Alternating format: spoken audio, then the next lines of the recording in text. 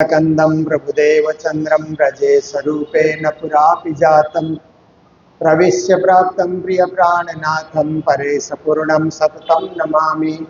ब्रह्मा प्रिया जागरणाय जाता सर्वस्वपाता भवसिन्धुत्राता विज्ञानदाता निजधर्मदाता दिनेकबन्धो शरणं प्रपद्ये।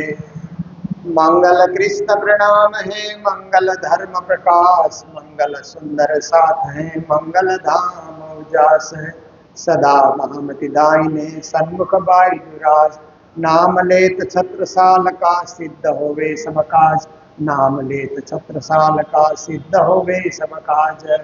बोलो कृष्ण कन्हैया लाल की, सदगुरु महाराज की, श्री प्राणनाथ प्यारे की, महारानी बाईजूराज की, महाराजा छत्रसाल की, बाबा दयाराम साहेब की, परमहंस राम रतन दास महाराज की, गुरुजी मंगलदास महाराज की, श्री कृष्ण प्रणामी धर्म की, सर्व सुंदर साथ की।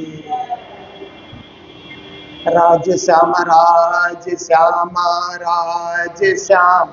कहिए राज श्यामा जय विद राखे राज विद जय विद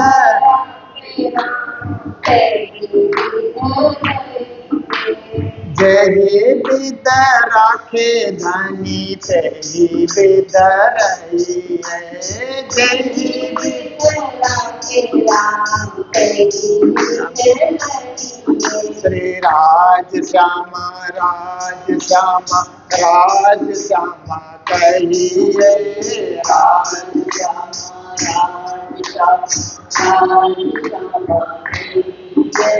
राज श्यामा कहिए प्यारे सदा सुखी रही है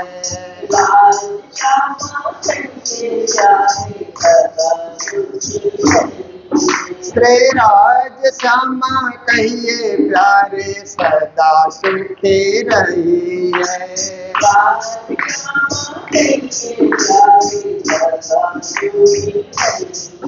श्री राज श्यामा कहिए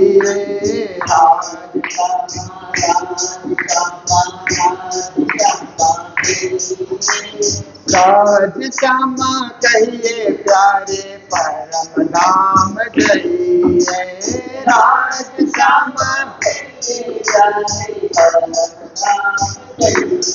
श्री राज श्यामा कहिए प्यारे परम धाम जाइए श्री राज श्यामा बोलो सतगुरु महाराज की। आप सभी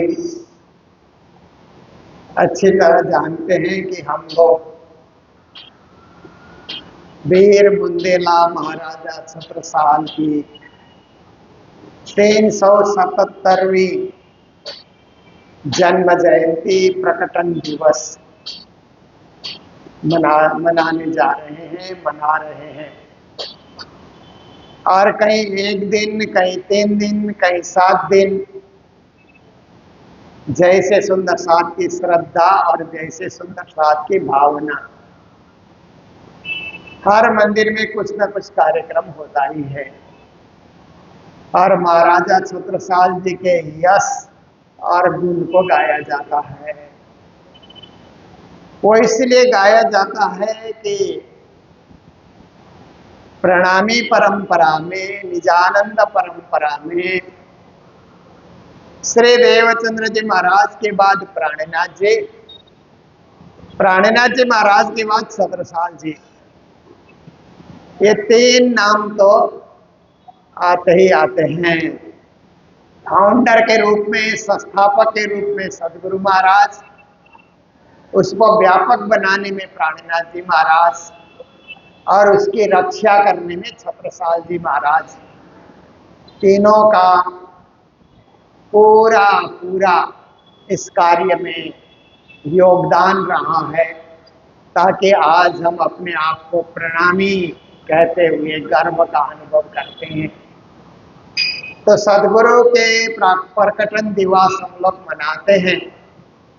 अब वो तो आपको मालूम ही है कि शरद पूर्णिमा से पहले 14 को सदगुरु का आगमन प्रकटन दिवस जन्म जयंती कहिए, क्योंकि बीतक में जन्म शब्द भी आया है। जन्म दिवस श्री देवचंद जी आए प्रकटे मारवाड़ में, वो तो जिस शब्द से आप सजाते हैं, माता पिता का जहाँ नाम आता है तो जन्म कहने में भी कोई हर्ज नहीं है।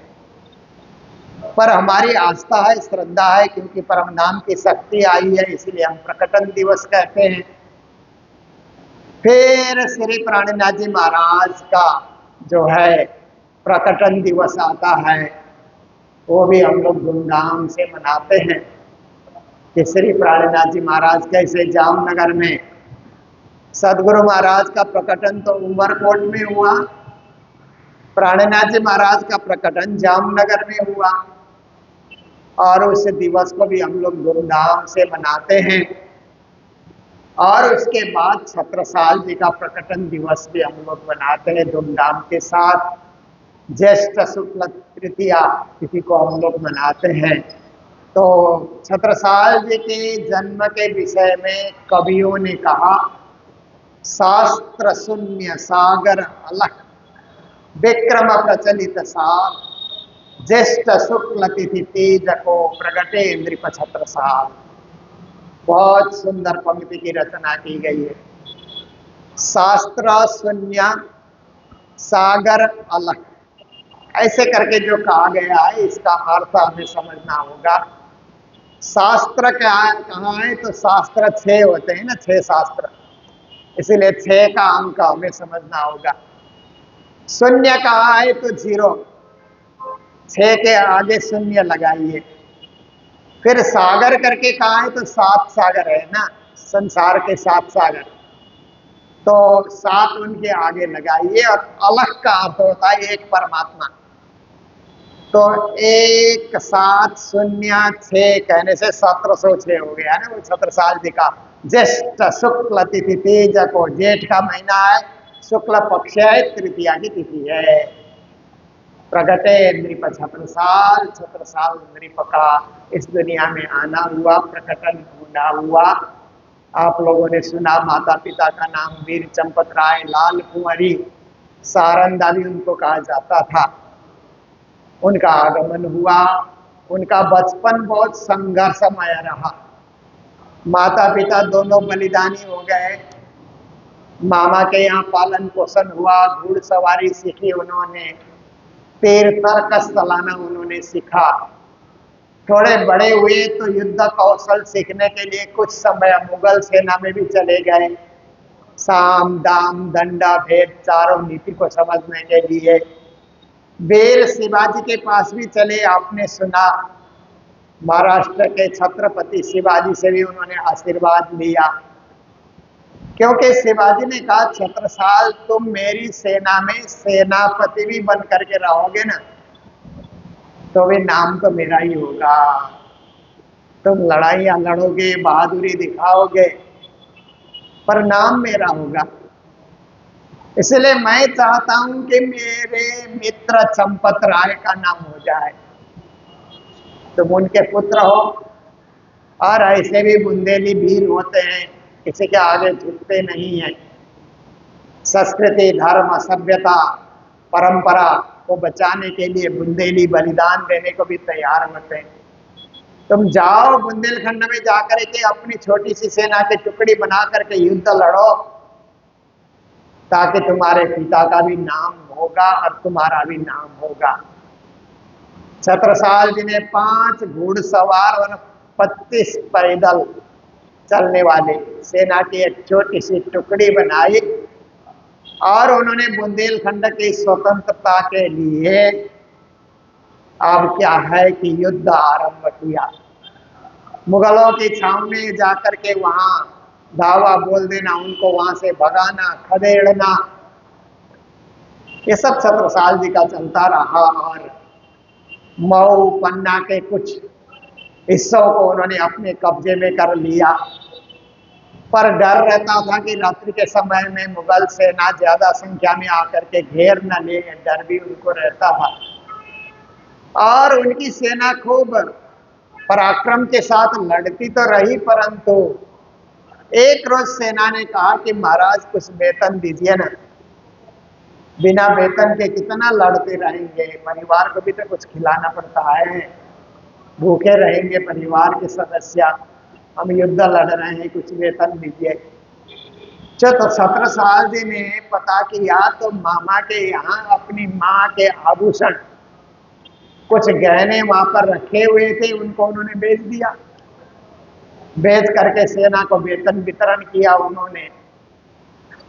महीना 2 महीना तो उनकी सेना लड़ती रही, फिर कहती महाराज फिर वेतन की जरूरत है। छत्रसाल जी का मन इतना निराश हुआ कि मैं किस काम का शासक जिसके पास अपनी सेना को वेतन देने के लिए धन नहीं है। एक बार तो धन जुटाया माँ के गहने बेच करके, अब बार बार धन कहां से जुटाऊंगा मैं, इससे अच्छा तो मैं सन्यासी बन जाऊं, जंगल में जाऊं और वन वन में भटकता रहूं, किस काम का शासक, व्यर्थ है मेरा लड़ना। तो पन्ना के घने जंगल में वो चले जाते हैं। बीतक में तो आप लोग सुनते ही हैं, कथाकार अलग अलग ढंग से सुनाते हैं। तो वहां एक साधु धुनी लगा करके तप कर रहे थे। छत्रसाल जी को दूर से आते हुए देख करके उन्होंने कहा बेटे इधर आओ, मेरे करीब आ जाओ। छत्रसाल जी ने सोचा इनसे ही संन्यास ले लेते हैं, इनके ही चेले बन जाते हैं। तो नजदीक चले गए तो उस सन्यासी ने कहा कि अरे बेटे तुम्हारे ललाट की रेखा को मैंने पढ़ लिया, तुम कोई राजकुमार हो, साधारण बालक नहीं हो। क्योंकि मैंने सब कुछ तुम्हारे रेखाओं को अच्छी तरह देख लिया है, पहचान लिया है, किस लिए जंगल में भटक रहे हो, क्या कारण है, क्या दुख है तुमको, क्या कष्ट है, कहो मुझसे। कहा सन्यासी जी क्या बताऊं, मैं वीर चंपत राय का पुत्र हूं और बुंदेलखंड की स्वतंत्रता के लिए मैं लड़ रहा हूं, पर सेना को देने के लिए मेरे पास धन नहीं है कि कैसे वेतन दूं। इस निराशा में मैं आपके पास आया हूं, आप मुझे भी सन्यासी बना दीजिए, क्योंकि अभी मेरे पास और कोई उपाय नहीं है। तो सन्यासी ने उस समय कहा कि अरे बेटे घबराओ नहीं, आज से 12 साल के बाद धन धान्य से परिपूर्ण करने के लिए तुम्हारे दरबार में गुरु अपने आप चल करके आएंगे, कोई चीज की कमी नहीं होगी। छत्रसाल जी ने कहा मेरे से तो एक दिन की प्रतीक्षा नहीं होती, 12 साल गुरु आएंगे, कब मिलेंगे, कब धन धान्य देंगे, कब तक मैं प्रतीक्षा करता रहूंगा, 12 साल कैसे बिताऊंगा। सन्यासी ने कहा धैर्य रखो, धैर्य रखो, धैर्य का फल मीठा होता है। 1 साल 2 साल करते हुए अपनी सेना को समझाते रहो और 12 साल बीतने के बाद तो कोई कमी रहेगी नहीं, सब कुछ तुम्हारे पास आ जाएगा। तो देखिए छत्रसाल जी ने कहा कि राजाओं के घर में तो साधु संत घूमते रहते हैं, आते रहते हैं, जाते रहते हैं, भिक्षाटन करते रहते हैं, 12 साल के बाद वो गुरु भी आएंगे तो मैं कैसे पहचानूंगा। तो सन्यासी ने एक सिक्का निकाल करके दिया, कहा जाता है बीतक में हम लोग सुनाते हैं, एक सिक्का बुद्ध जी के छाप का वो सिक्का सन्यासी ने दिया, ऐसे ही सिक्का लेकर के आए तो उनको गुरु मानना। तो आप जानते ही हैं बीतक में सुनते हैं प्राणनाथ जी ने ऐसे ही सिक्का दिखा दिए मऊ में, छत्रसाल जी को पूर्ण विश्वास हो गया यही मेरे सदगुरु हैं, यही मेरे प्राणाधार हैं। फिर उन्होंने शेर अफगन के विरुद्ध उनको लड़ाई लड़नी थी। छत्रसाल के पास उस समय 300 सेना थी। शेर अफगन 3000 सेना लेकर के आया था। पर छत्रसाल जी ने प्राणनाथ जी का आशीर्वाद लेकर के जब जाने लगे तो प्राणनाथ जी ने सिर पे रुमाल रख करके कहा, छत्ता तेरे राज में धक धक धरती हो, जित जित घोड़ा पग धरे तित तित फत्ते हो। ये आशीर्वाद दिया। 3000 सेना को उन्होंने खदेड़ा, भगाया। लौट करके आए, कहते हैं ये जीत मेरी नहीं है, ये आपकी जीत है प्राणनाथ जी महाराज। आपके आशीर्वाद से मैं विजयी हो गया। मेरी इच्छा है कि पन्ना में आपकी पधरावनी करें। चोपड़ा की हवेली में मेरी रानियां प्रतीक्षा कर रही हैं और वहां जाकर के आप रानियों को भी दर्शन दें। प्राणनाथ जी भी यही चाहते थे। बाईजूराज सहित सबको वही पन्ना में छोड़ करके आए थे। तो चोपड़ा में जब पधरावनी होती है तभी तो पूर्ण ब्रह्म ब्रह्म से न्यारे। छत्रसाल जी आंसू कवि थे ना, तत्काल कविता की रचना करते थे। तो उनके मुख से ये पंक्तियां उतरती है, बहुत सुंदर पंक्तियां हैं। ये पूर्ण ब्रह्म बोले बिना तो आरती फीकी हो जाती है। जब पूर्ण ब्रह्म बोल करके हम आरती करते हैं तो ऐसा लगता है आरती पूरी हो गई। अब हमारे पुराने प्राचीन मंदिरों में कहते हैं कि शाम को ही पूर्ण ब्रह्म बोलना, सुबह नहीं बोलना। ऐसे भी अब हमारे तीर्थों में कई जगह कहा जाता है। पर हम लोग सोचते हैं कि शाम को बोल सकते हैं तो सुबह बोलने में क्या अर्थ है। हम दोनों टाइम बोले क्योंकि हमारी श्रद्धा है, भावना है। और उस आरती बोलने से एक जोश आता है, उमंग आता है। पूर्ण ब्रह्म ब्रह्म से न्यारे आनंद अखंड पार, शिव सनकादिकादिक इंचित शेष न पावे पार। अगम जानी के निगम कहावे, खोज खोज पचिहारे जानी के मूलधनी अंगना अपने सो घर आए हमारे। श्री ठाकुरानी जी सखी न शुद्ध बालो लेकर संग पधारे, त्रिगुण पांस के बंद परे थे सो फंदा निरवारे। वारी वारी जाऊं मैं अपने पिया पर, शोभा मुख से न आवे, सिंहासन आसन बैठारी छत्रसाल गुण गाए। देखिए अब ये बोलते हुए आरती जब हम सलगाते हैं ना, क्योंकि आरती हम जब तैयार करते हैं तो पंचवती की आरती होती है ना, राज्य की शाम सवेरे जो आरती करते हैं तो 5 बाती की आरती होती है, कहीं कहीं 7 बाती की आरती भी कर लेते हैं। मान लो आपने पंचवती की आरती सजाई तो आरती क्या है कि सजाने में थोड़ा सा समय तो लगता है। आरती जला रहे हैं आप तो इधर से पूर्ण ब्रह्म बोले जा रहे हैं, कैसा आनंद आता है ना कि जैसे छत्रसाल जी आरती जला रहे हैं, ऐसे ऐसे ही मन में भाव आ जाता है। सामने प्राणनाथ जी खड़े हैं और छत्रसाल जी इस तरह से आरती करने की तैयारी कर रहे हैं तो हमारा मन भी छत्रसाल की तरह एकदम जोश में, उमंगा में, उत्साह में भर जाता है कि हम भी राजश्यामा की इसी तरह से आरती उतार रहे हैं। सिंहासन आसन बैठारी, हमारे सिंहासन में, घर के सिंहासन, मंदिर के सिंहासन में राजश्यामा विराजे हुए हैं। जुगल स्वरूप प्राणनाथ जी और बाईजीराज जुगल स्वरूप विराजे हुए हैं राजश्यामा के प्रतीक के रूप में। और छत्रसाल आरती उतार रहे हैं, हम भी आरती उतार रहे हैं। देखिए कितना आनंद आता है। फिर उसके बाद कंचन थाल चौमुख दीवला दीपक ज्योत प्रकाशी, करे आरती जिया बर रानी आनंद अंग उल्लासी। आप गाते जाइए, आरती उतारते जाइए बड़े प्रेम के साथ, बड़ा आनंद आता है। क्योंकि छत्रसाल जी का जो पद है, गौरी में भी छत्रसाल के कई पद आते हैं और भोग में भी छत्रसाल जी के पद आते हैं। बाई आंख मेरी बेरे बेरे फरके दिया रखो मेरो भारी, अनहिन चित कलयुग निकंदन आए श्री नित्य विहारी। इस तरह से भोग में भी हैं। और छत्रसाल जी का और एक पद गाए बिना तो चैन ही नहीं आता, नींद ही नहीं आती। सदा आनंद मंगल में रहिए, सदा आनंद मंगल में रहिए, महाप्रसाद और चरणामृत ए सुख साथ ही में पाइए। सदा आनंद मंगल में रहिए। ये गाए बिना तो राज्य का विश्राम होता ही नहीं है। पहले हम लोग पौड़ानी बोलते हैं ना, पधारो मेरे बालाजी रंग भरी रहन मदन मोहन श्याम, पौड़ो पिया मदन मोहन श्याम, पौड़ानी भी कही है ना। पौड़ानी बोलने के बाद मन को चैन नहीं मिलता है, पौड़ानी तो हम बोल चुके हैं, पर मन और कुछ चाहता है, और कुछ गाना चाहता है, और आत्म विभोर होना चाहता है।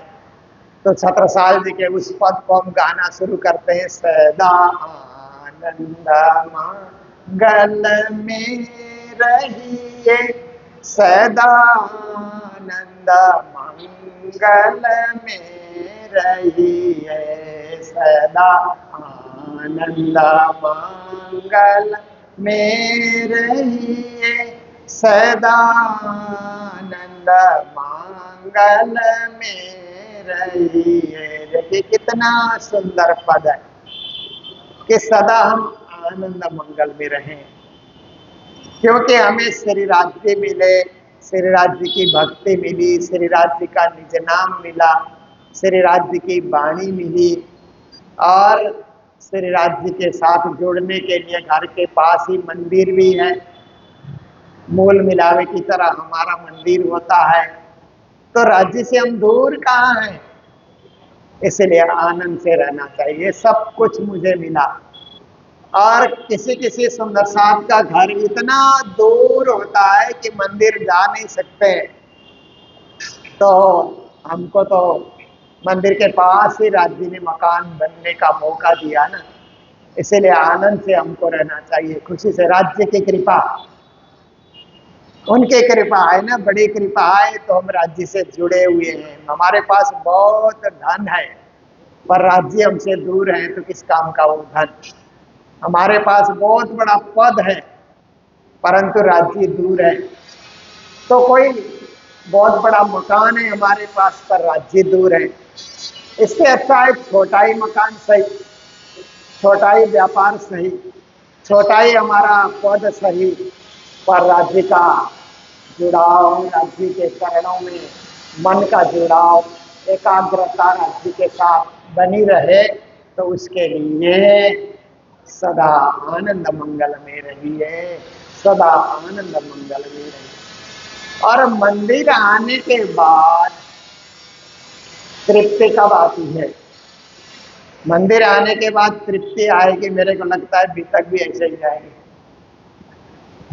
निर्माण करते करते तो मैं तो कमिटी मेंबर को बोला कि निर्माण बीतक से पहले ही आप लोग कंप्लीट करो, तो आनंद से बीतक सुन पाएंगे, नहीं तो मिस्त्री लोग तो अपना काम करते ही रहेंगे।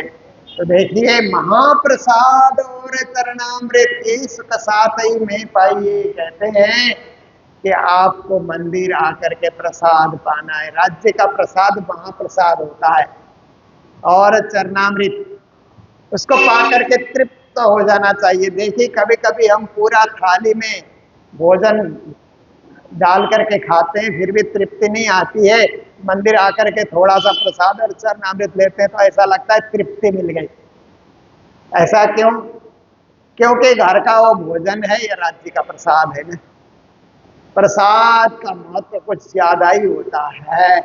एक बूंद चरणामृत लेने से भी तृप्ति मिलती है ना। कभी कभी कुछ सुंदर साथ पद्मावतीपुरी धाम पन्ना जाते हैं, तो आप कहते हो जमुना जल लेकर के आना, कड़ा का जल भी लेकर के आना मेरे लिए, थोड़ा सा ला करके एक बूंद आपके हाथ में डाल दे, आपको आत्मिक तृप्ति मिल जाती है ना। देखिए, फिर कहते हैं कि इसक सुराहे प्रेम का प्याला अंतर आत्म छली रही है। कहते हैं कि प्रेम की सुराही, प्रेम का प्याला, प्रेम रूपी अमृत पी करके हमें तृप्त हो जाना है। सुराही भी प्रेम की सुराही है, प्याला भी प्रेम का प्याला है, और पीने की वस्तु भी प्रेम है।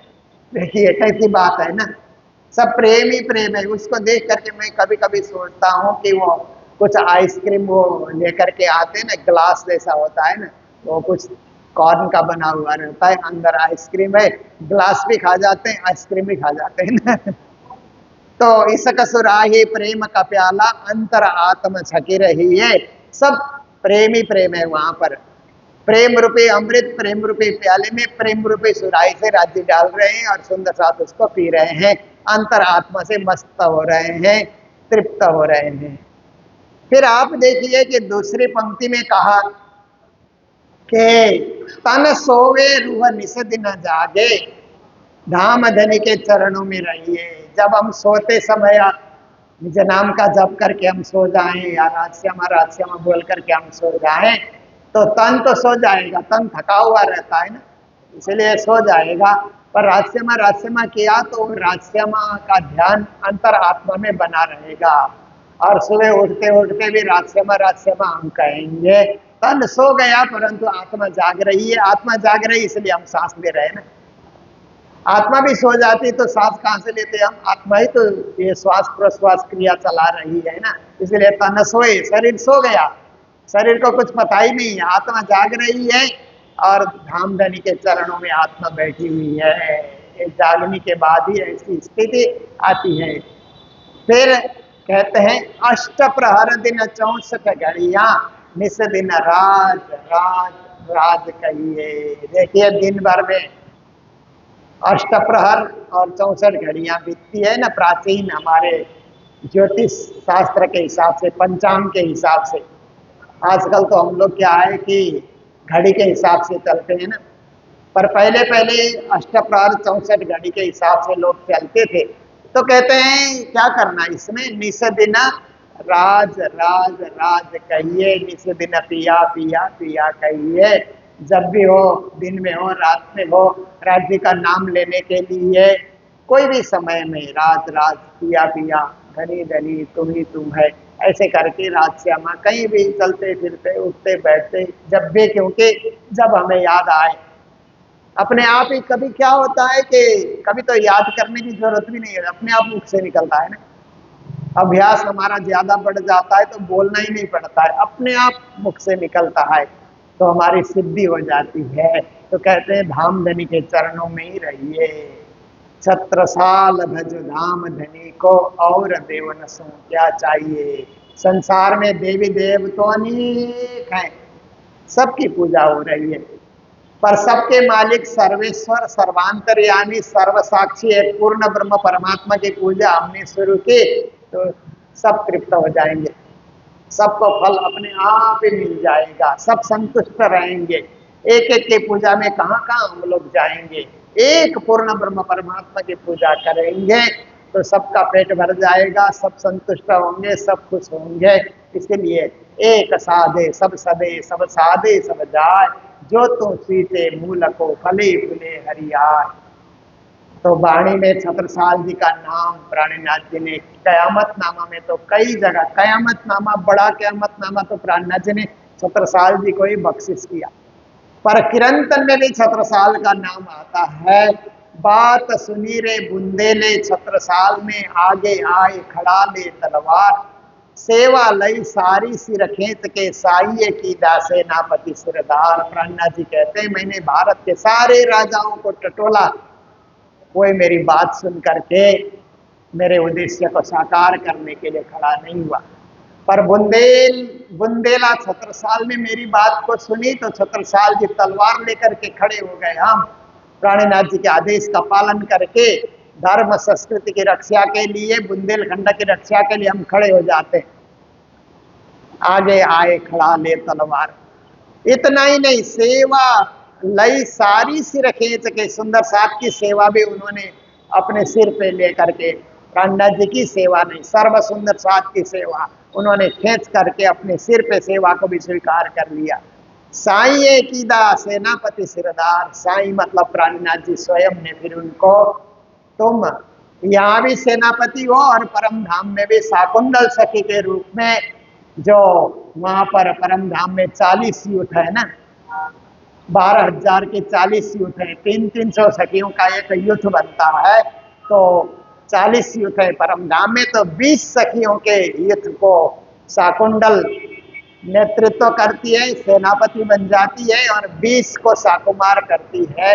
तो राज्य की सवारी जब 3 बजे परम धाम में निकलती है ना, परम धाम में आकाश में घूमने के लिए सुखपाल में बैठ करके, तो सारे उस समय सजावट करना और जो पृथ्वी उस परम धाम के जमीन में चलने वाले पशु पंक्षियों को जमीन में तैयार करना, आकाश में उड़ने वाले पक्षियों का, आकाश में राज्य के सुखपाल के साथ साथ पक्षियां भी उड़ रहे हैं, बड़ा आनंद का दृश्य होता है, नीचे वाले भी चल रहे हैं, ये सारी तैयारी शाकुंडल और शाकुमार की तैयारी होती है। तो वहां भी सिरदार, यहाँ भी सिरदार। प्राणनाथ जी कहते हैं ऐसी शोभा शाकुंडल सखी को छत्रसाल जी को मिली है, तो हम लोग भी ऐसे महाराजा छत्रसाल जिन्होंने साक्षात धनी श्री प्राणनाथ जी महाराज और बाईजूराज की उन्होंने सेवा की, सुंदर साथ की सेवा की, हम भी ऐसे ही सेवा कर सके। उनके जयकारे लगाने का अर्थ यही है कि वो शक्ति हम में भी आ जाए और हम भी सेवा कर सकें। तो हमारे मीरापुर कृष्ण प्रणामी मंदिर के हमारे सुंदर साथ आप सभी माताएं और सभी भाई लोग कमेटी के जो सदस्य हैं, आज ठंडाई और ये जो चने का प्रसाद वितरण कर रहे हैं, जो सड़क से जा रहे हैं, जो जा रहे हैं, ये छत्रसाल महाराज का ही प्रसाद है। राजश्यामा का प्रसाद तो है ही है, महाराजा छत्रसाल का भी प्रसाद है कि लोग गाड़ियां रोक रोक करके खुश होकर के आकर के प्रसाद ग्रहण कर रहे हैं। तो ये हमारी सेवा है कि उनको भी इस जन्म में सही, नहीं तो जन्म जन्मांतर में कभी भी उनको भी राज्य की भक्ति करने का अवसर मिले, क्योंकि प्रसाद व्यर्थ नहीं जाता है। मंदिर में जो प्रसाद तैयार हुआ, किसी ने कण मात्र भी ग्रहण किया है, उसकी आत्मा कभी न कभी जागेगी और वो भी दिव्य परम धाम के जो है वहाँ अमृत प्राप्ति करने के लिए पहुँचेगी, ऐसा हम सब लोग विश्वास रखते हैं। तो इन्हीं शब्दों के साथ अभी की चर्चा को हमें विराम देने जा रहे हैं। जय जयकार करते हुए बोलो सदगुरु महाराज की, श्री प्राणनाथ प्यारे की, महारानी बाईजूराज की, महाराजा छत्रसाल की, श्री धाम के धनी की, पिया तुम हो तैसे जियो में।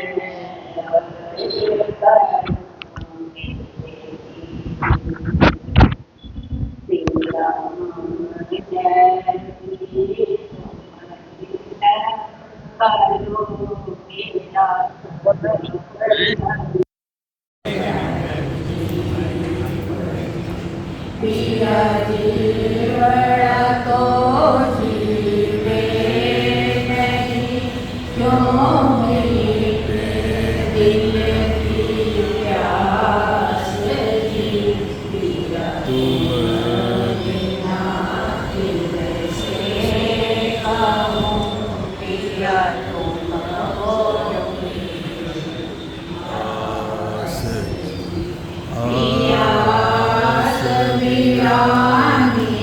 तो करूं, पिया दो कोई दूसरा हो रे जी, पिया सब विध वाला जी, सावरत दिन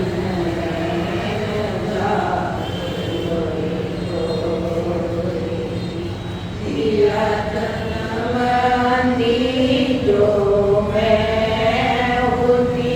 क्यों देखूं के पास पिया तुम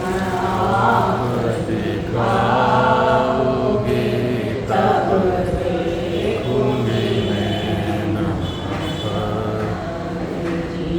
पिया एक पुकार मेरी सुन के अब ढील करो पिया पिया पल पल खबर जो कीजियो तेरी अर्ज करूं पिया पिया अर्ज मैं तो करूं पिया बीच बड़ी अंतराए पिया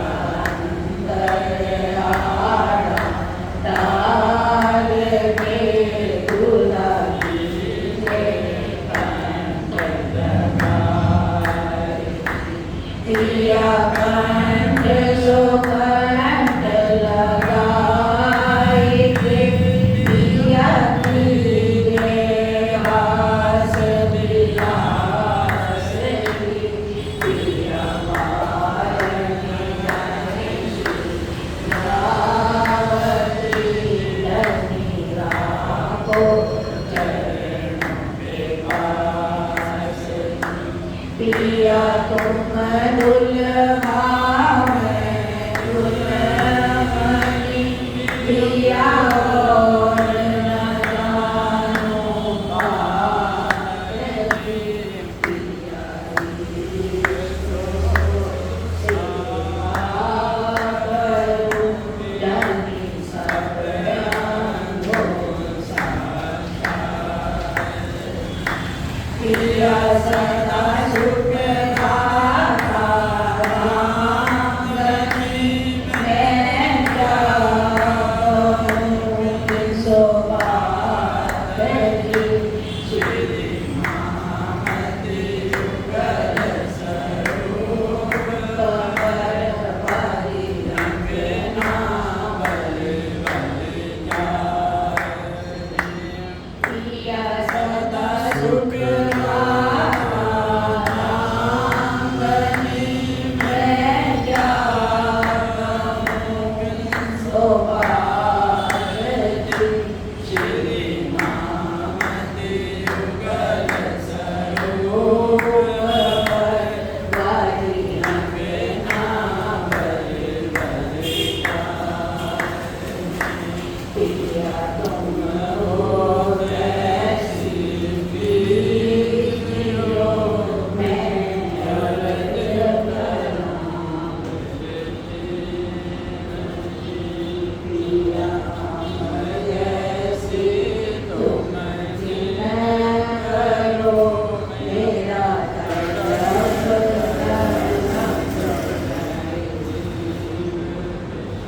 बोलो सीतानाथ प्यारे की